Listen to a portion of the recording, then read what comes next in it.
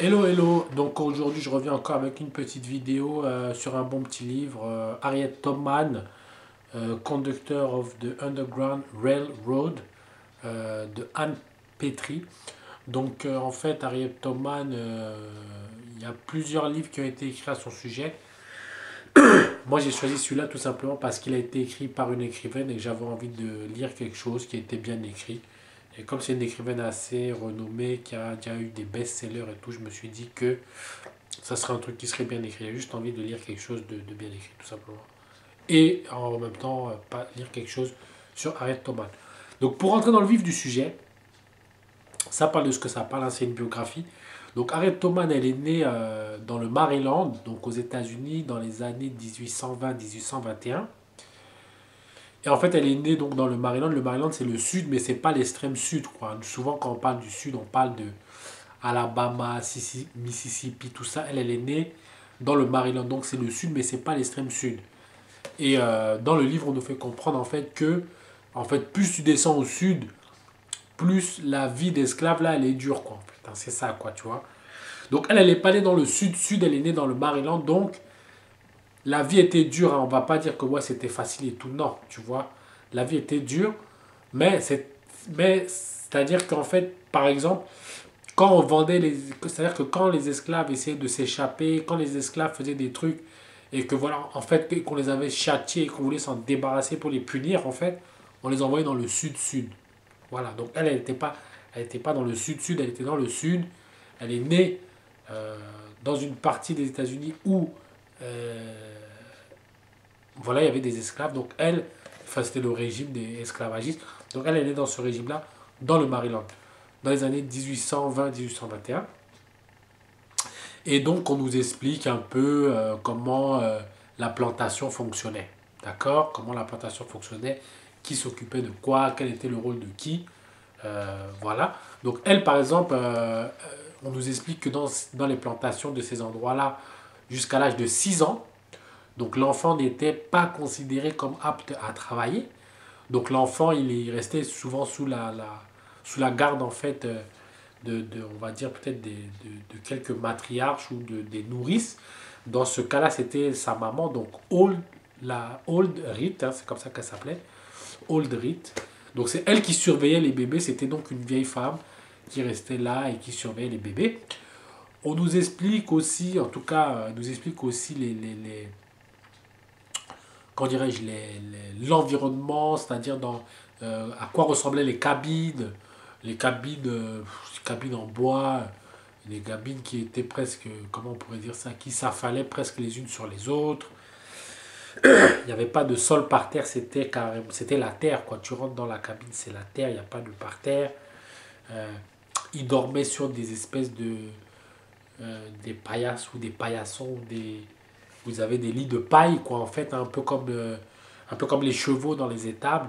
Donc vraiment, la vie était rudimentaire. On nous explique que une fois par an, il y avait un jour où le maître il distribuait des habits.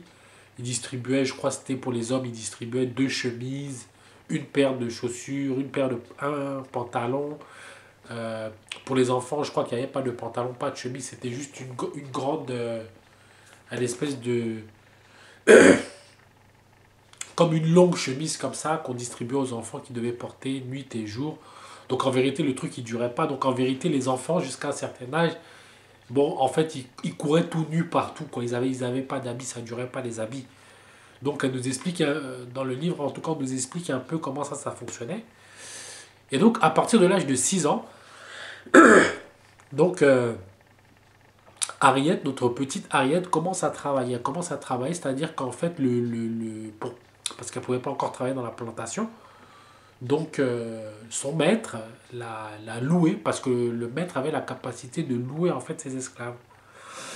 Donc il a loué la petite Harriet à des gens qui n'avaient pas les moyens en fait d'acheter des esclaves. C'était des gens qui venaient d'avoir en fait un bébé. Et donc ils avaient loué Harriet pour que la femme du foyer voilà, puisse vaquer à d'autres occupations, faire d'autres trucs. Donc le travail de Harriet, c'était en fait de garder le bébé tout le temps, quoi. Elle avait 6 ans, de garder tout le temps le bébé et de faire en sorte vraiment que le bébé ne crie surtout pas. C'est-à-dire que dès que le bébé il pleurait, Boum, Harriet, elle se faisait taper, elle se faisait taper, elle se faisait carrément tabasser là-bas en fait. C'est-à-dire que les gars, ils l'avaient loué pour qu'elle s'occupe du bébé, pour que le bébé ne pleure jamais. C'est-à-dire qu'eux, ils voulaient jamais entendre l'enfant pleurer, quoi. Bref. Et donc, un jour, elle en avait marre, quoi, tu vois, parce qu'elle se prenait des coups, des coups, des coups tout le temps. C'est-à-dire que même la nuit, elle devait dormir à côté du berceau pour bercer l'enfant, pour qu'il s'endorme en berçant. Et dès que l'enfant se mettait à crier, il fallait bercer l'enfant. Si bien qu'en fait, on nous explique que Harriet avait développé un espèce de sens de dormir les yeux ouverts carrément, quoi. C'est-à-dire elle dormait les yeux ouverts tellement la fatigue était, parce qu'elle n'avait pas le droit de dormir, tellement la fatigue était lourde. Et c'est-à-dire qu'elle dit qu'elle avait développé même l'habilité de carrément, c'est-à-dire que dans son sommeil, dès qu'elle commençait à entendre l'enfant bouger, elle recommençait à bouger comment on appelle ça, le berceau. Voilà. Sauf que voilà, quoi, là, dès que l'enfant il pleurait, elle se mangeait des coups, elle se mangeait des coups. Donc, c'est à ce moment-là que pour la première fois, donc là on est dans les années 1826, comme ça, elle s'est enfuie, elle est partie. Et elle s'est mise à courir, courir, courir, courir, courir. Elle a couru pour sa vie parce que, voilà, quoi, elle savait que si là elle rentrait, elle allait se faire tabasser. Donc elle est partie se cacher comment on appelle ça, dans un poulailler. Elle est partie se cacher dans un poulailler à quelques centaines de mètres de là, dans une autre demeure et tout. Et elle est restée là-bas pendant 3 jours. Elle mangeait avec les poulets et tout. Non, c'était avec des cochons. C'était même avec des cochons ou des poulets en tout cas, bref. Et en fait, au bout de 3 jours, elle n'en pouvait plus. La gamine, elle a dit, bon, bah voilà, quoi, j'y retourne. Elle est retournée là-bas. Elle s'est fait tabasser. Elle s'est fait tabasser. Et après, ils l'ont ramenée à son maître en lui disant que voilà, c'est une bonne arrière, elle sert à rien et tout, elle sait rien faire, tout ça, tout ça. Et à ce moment-là, c'est donc sa maman Oldrit qui s'est occupée d'elle. Et ce qui est bien, c'est qu'on nous explique que ces esclaves-là, même s'ils étaient illettrés, c'est-à-dire voilà, ils ne savaient ni lire ni écrire, hein, ils n'avaient pas le droit d'apprendre à lire, ils n'avaient pas le droit d'apprendre à écrire, ils avaient un savoir, comment on pourrait dire ça, c'est-à-dire ils connaissaient les herbes. Ils savaient quelles herbes aller planter pour aller bouillir les herbes, pour obtenir une concoction qui va faire un remède, quoi, pour concocter des remèdes, voilà. Et donc, quand elle est arrivée, c'est-à-dire qu'il l'avait vraiment tabassée, voilà, quoi, elle est revenue dans un vraiment sale état. Et donc, Olderit, donc sa maman s'est occupée d'elle. Donc, sa maman s'est occupée d'elle pendant un moment, jusqu'à ce qu'elle reprenne des forces et tout et tout. Jusqu'à ce qu'elle soit louée une deuxième fois. Bref, je passe là-dessus. Et ce qui se passe aussi, c'est que pendant les années de Harriet, c'est qu'elle, elle a vécu pendant les mêmes années que, comment il s'appelle, Nat Turner. Voilà, elle a vécu pendant les mêmes années que Nat Turner. Donc, il y avait, comme ça, dans l'air, c'est-à-dire que les gens étaient au courant qu'il y avait quelqu'un qui avait, et on l'appelait Moïse aussi, Nat Turner, parce que c'était un pasteur. Donc les gens savaient qu'il y avait des gars qui s'étaient rebellés et qu'ils avaient fait des massacres de maîtres, quoi. Donc ça trottait dans la tête des gens. Il y a toujours eu ils appellent ça des runaways, quoi. C'est-à-dire des marrons, en fait, hein, des gars qui avaient été mis en état d'esclave mais qui s'étaient enfuis. Ça, il y en a toujours eu. Et Nat Turner en était un d'ailleurs, quoi. Et avant Nat Turner, on nous a dit qu'il y avait un gars qui s'appelait Danemark Vesey, Vesey, Danemark Vesey, qui lui avait, avant Nat Turner, essayé de faire un coup à la Nat Turner, sauf que lui, ça avait échoué. On l'avait balancé et tout, et tout, et tout. Parce que il faut savoir aussi que dans ces situations, il y a toujours des vendus. Des vendus, il y en a toujours. Donc, avant qu'il y ait Nat Turner, il y avait un gars qui s'appelait Danemark Vesey. Ou Vesey, je ne sais pas comment on dit ça, Vesey ou Vesey. Mais lui, son plan, il avait échoué. Et tellement qu'ils avaient voulu faire un exemple de ce gars-là, et ben, tellement qu'ils avaient fait un exemple de ce gars-là, et ben les esclaves, ils avaient fait des chansons en l'honneur de ce type-là. En l'honneur de ce type-là, donc Danemark WC. Et ces chansons-là ont été interdites par la suite. Donc voilà. Donc il y a toujours eu ça. Donc ça c'est bien parce que c'est expliqué. Parce que ça, on croit toujours que les esclaves, ils sont là, esclaves, à errer, à être esclaves et puis à rien d'être d'autre. Mais les esclaves, c'est des êtres humains, ils ont toujours eu cette volonté de liberté. Et là-dessus, on nous en fait part. Donc les années passent. Qu'est-ce qui se passe ensuite? Ça, c'est un tournant dans la vie de, de Harriet.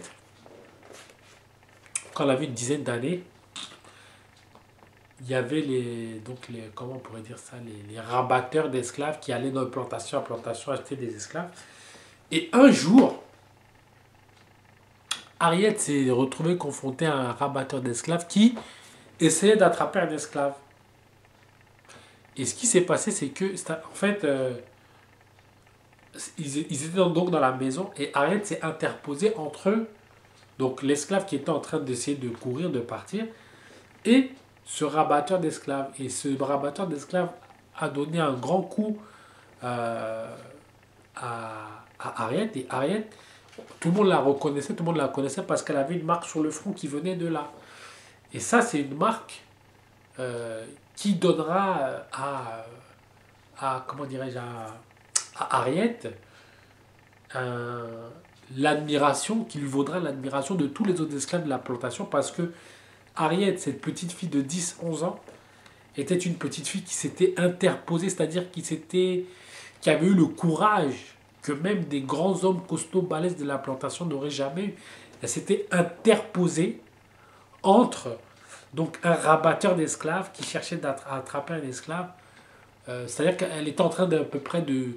C'est comme si elle essayait de sauver un des siens, quoi. À 10 ans, 11 ans, donc faut le faire, quoi. Donc elle a pris un gros coup pareil. Elle a été assommée, les gens ils ont cru qu'elle allait mourir, mais Olderit, donc sa maman, s'est occupée d'elle.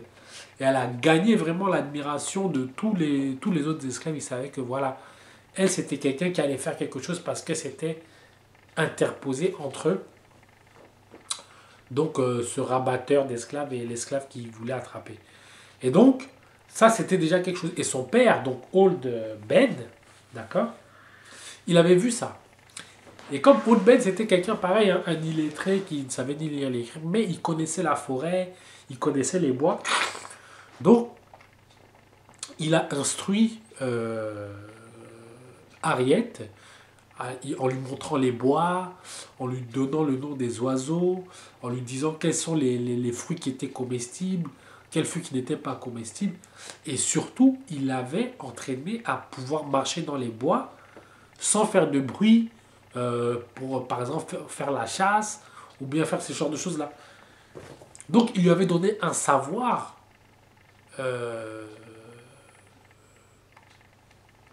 que inconsciemment ou consciemment, il lui avait donné en tout cas à elle, sachant que, comme c'était déjà une fille qui avait une espèce de courage, peut-être qu'il avait senti que un jour, elle partirait, quoi. Elle n'allait pas rester, c'est-à-dire que la condition d'esclave, là, elle n'allait pas endurer ça toute sa vie.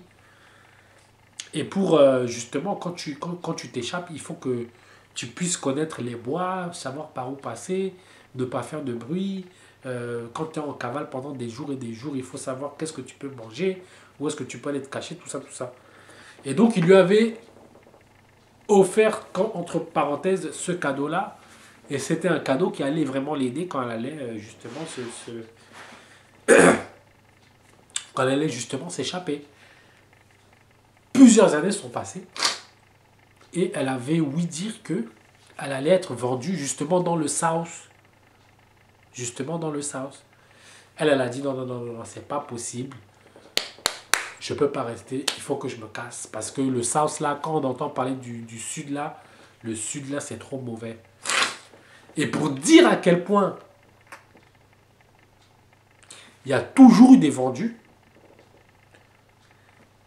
la première fois qu'elle a essayé de s'échapper, elle s'est dit non, je ne peux pas partir toute seule. Elle a voulu partir avec trois de ses frères. Donc, ils avaient pris, voilà, ils avaient, comment dirais-je, un plan. Voilà, on va se rejoindre devant la plantation, je vais vous faire un signe et tout, on va se rejoindre, on va y aller. Mais tellement les mecs, ils étaient conditionnés à être des esclaves, c'est-à-dire qu'ils étaient simplement dans les bois. Sauf que eux, ils ne connaissaient pas les bois, ils ne savaient pas comment marcher sans faire de bruit, où marcher. Et elle, elle était habituée même à pouvoir voir carrément dans la nuit et tout. Tellement elle avait eu cet entraînement avec son père, quoi. Alors que les autres, ils ne l'avaient pas eu. Et bien tellement que les gars là, c'était des feignants, tellement que les gars là, ils étaient conditionnés à être des esclaves, ils avaient marché dans la nuit, mais à un moment donné, c'est-à-dire que les gars, ils en pouvaient plus. Elle, elle a avancé dans la nuit comme un char là. Mais eux, avec leurs gros pas, avec leur machin et tout, ils la ralentissaient, ils la ralentissaient, ils la ralentissaient. Jusqu'à un moment donné où les mecs, ils ont dit, bon, écoute, nous, on rentre. Elle, elle était là, mais non, on peut pas, machin, ça. Les gars, ils l'ont attrapée comme ça, elle pouvait pas se défendre devant trois grands costauds comme ça. Elle a dit, ok, elle a laissé tomber, machin. Mais pire que ça, pour dire à quel point il y a toujours eu des vendus. C'est une minorité, mais il y a toujours eu des vendus. Quand elle a voulu s'échapper la première fois, à la base, elle voulait même partir avec son mari parce qu'elle s'était mariée. À justement, il s'appelait John Topman, qui était un homme libre. À chaque fois, il lui disait, John, on va se barrer d'ici, on va se barrer d'ici, on va se barrer d'ici. Et c'est même lui qui lui a dit, écoute, si tu pars avec tes histoires de partir là, c'est même moi qui vais aller te balancer au maître. C'est pour dire que des vendus, il y en a toujours eu. Il y en a toujours eu, il y en a toujours eu. Mais c'est une minorité. C'est une minorité, c'est une minorité. Bref, elle s'est quand même échappée. Après, elle a eu une superbe vie qui est très très bien racontée là-dedans. Où voilà quoi. Le titre c'est Conductor of the Underground Railroad parce qu'en fait, dans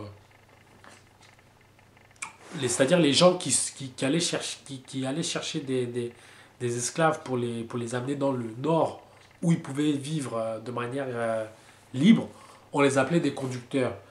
Et dans leur imaginaire, les esclaves, ils pensaient qu'il y avait carrément un train qui allait un train sous terre, en fait, qui les amenait jusque dans le nord. Donc c'est pour ça qu'on les appelait les conducteurs, les conducteurs de l'underground. Bon, en fait, il n'y en avait pas. En fait, pour être libre, il y a des péripéties, mais vraiment. C'est-à-dire que la liberté, vraiment, il fallait l'arracher. C'était pas un truc qu'on allait. Qui était donné comme ça. Quand tu étais esclave, tu n'étais même pas considéré comme un être humain, tu étais considéré comme une chose. Donc, vraiment, pour te sortir de cet élément, de cette considération de choses-là, il fallait vraiment te battre. Et le chemin qu'il fallait parcourir, les péripéties qu'il fallait parcourir, tout expliqué là-dedans. C'était vraiment un combat, comment on pourrait dire ça, c'est un chemin du combattant vraiment. Tout est expliqué là-dedans, tout est expliqué là-dedans. Pour finir, parce que vraiment, les gens ils doivent se renseigner par rapport à qui était Harriet Tubman. Harriet Tubman, elle nous a quittés le 10 mars 1913. Donc elle a vécu pendant 93 ans, 92, 93 ans. Elle était illettrée, elle ne savait pas lire. Elle a sauvé des centaines de gens, que ce soit, en tout cas des dizaines et des dizaines de gens, que ce soit en allant les chercher dans le Maryland ou que ce soit pendant la guerre de sécession. Parce qu'on se rappelle toujours que Harriet Tubman est quelqu'un qui a sauvé des esclaves, mais c'est aussi quelqu'un qui s'est battu pendant la guerre de sécession entre le nord et le sud. C'est-à-dire qu'elle avait cette habilité justement de se rendre carrément en terrain inconnu pour pouvoir faire des reconnaissances et pouvoir ensuite aller dire aux généraux, voilà, les gars ils se trouvent ici, les gars ils se... Donc voilà quoi, c'est vraiment une femme extraordinaire qui a eu une longue vie. Sa vie c'était carrément un don pour l'humanité quoi. Elle a vraiment donné pour les siens. On la connaît vraiment en tant que libératrice d'esclaves, mais elle a fait bien plus que ça, bien plus que ça, bien plus que ça. Donc vraiment, Moi, j'incite tout le monde à aller chercher les livres sur Harriet Tubman. Il y a aussi des biographies, notamment une qui a été écrite par Madame Bradford qui s'appelle Scenes of the Life of Harriet Tubman. Je ne sais pas si ça existe en français. En tout cas, en tout cas, c'était une dame qui était professeure de je sais plus quoi, d'anglais ou quelque chose comme ça, et qui est en fait allée s'asseoir avec Harriet, et pendant qu'Harriet lui racontait les histoires, elle recopiait comme ça, elle recopiait comme ça. Donc ça, c'est beaucoup plus autobiographique. C'est vraiment ça sortira peut-être mieux comme l'histoire directe de Harriet Tubman. Il y en a aussi un autre qu'elle a écrit. Donc voilà, moi je pense que tout le monde devrait connaître Harriet Tubman. Je pense que c'est une figure emblématique. D'une, parce que c'est une femme et qu'on vit dans des sociétés aujourd'hui patriarcales, machistes, dans lesquelles on pense toujours que c'est les hommes qui ont tout fait. Or, il y a des femmes vraiment qui ont fait des choses extraordinaires et Harriet Tubman en est une. Donc voilà, allez vous renseigner sur qui était Harriet Tubman. Peace.